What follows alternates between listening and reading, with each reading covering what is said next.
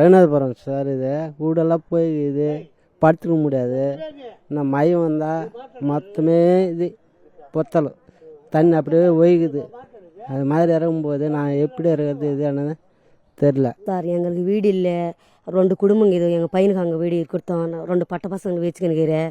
எதுவுமே இல்லை. நாங்கள் காசு போட்டு கொஞ்சம் கொஞ்சமாக வீடு கட்டினுக்கிறோம். எதுவுமே இல்லை.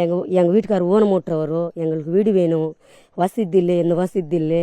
ஏதோ கொஞ்சம் கொஞ்சம் சம்பாதிச்சு ஏதோ பேஸ் மட்டும் போட்டுக்கிறோம். எதுவுமே தரதில்லை. ஒரே வீட்டில் 2 குடும்பம் 4 குடும்பம் இருக்குது. எங்களுக்கு வீடு கட்டி கொடுங்க சார்.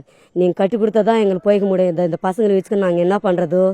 நீங்கள் அப்படியே இருக்கிறாங்க. ஏதோ நாங்கள் சரி ஓயா காசு நாங்கள் சம்பாதிச்சு இந்த வீடெல்லாம் கட்டிக்கிறோம். அந்த வீடெல்லாம் ஒய்க்கு நிற்குதோ. அந்த காலத்தில் எப்படி கொடுத்தாங்களோ தெரியல. இந்த காலத்துலன்னா இந்த வீடெல்லாம் கட்டி கொடுத்துருங்க. மழை வந்தால் தண்ணியெல்லாம் நிற்குதோ. நாங்கள் எங்கே போய் நிற்கிறது சார்? எதுவுமே நிற்கிறது இல்லை. நாங்கள் எங்கே தான் போயிருதோ. சாப்பாடு கஷ்டமாக இருக்குதோ, வீடு கட்டிக்கிறது கஷ்டமாக இருக்குதோ. பட்ட பசங்களை 4 பசங்களை வச்சுக்க நான் எங்கே காப்பாற்ற விட்டுறதோ. எதுவுமே இல்லை. நீங்கள் இதே மாதிரி செஞ்சீங்கன்னா நாங்கள் எப்போ பைக்கிறது, எப்போ வீடு கட்ட முடியல. நீங்கள் தயவு செஞ்சு வீடு கட்டி கொடுத்தாங்கன்னா எங்களுக்கு நல்லது. அதே போதும் சார்.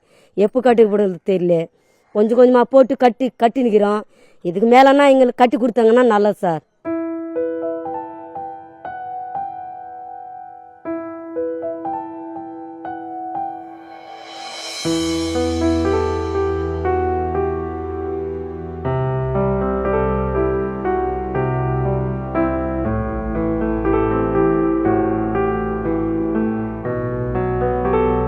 எங்கள் அப்பா ஹேண்டிகேப்டரு. நான் 10th வரையும் தான் படிச்சிருக்கேன். என்னால் எங்கள் அப்பாவால் படிக்க வைக்க முடியல. எங்கள் அக்கா இருக்குது, அவர் 8th வரை தான் படிச்சு வச்சுருக்காங்க.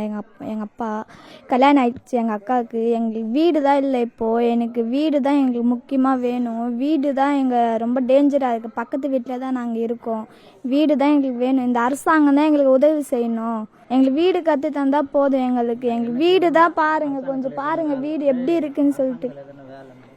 எனக்கு கொஞ்சம் ஹேண்டிகேப்டு எங்கள் அப்பா. எனக்கு அரசாங்கத்தில் ஏதாச்சும் எனக்கு உதவி செஞ்ச, எனக்கு வேலையோ இல்லை ஏதாச்சும் எனக்கு உதவி செஞ்சு எனக்கு நல்லது தான்.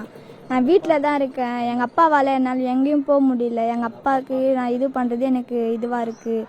நீங்கள் தான் ஏதாச்சும் எனக்கு உதவி செய்யணும் அரசாங்கத்தில். ரொம்ப மோசமாக இருக்குது. மண் எலி எல்லாமே இது மேலெல்லாம் எல்லாமே வந்துச்சு. வீடு எல்லாமே போயிடுச்சு சுத்தமாக. எங்களால் இருக்கவும் முடியல. அதனால தான் எங்கள் பக்கத்து வீட்டில் இருக்கோம் நாங்கள்.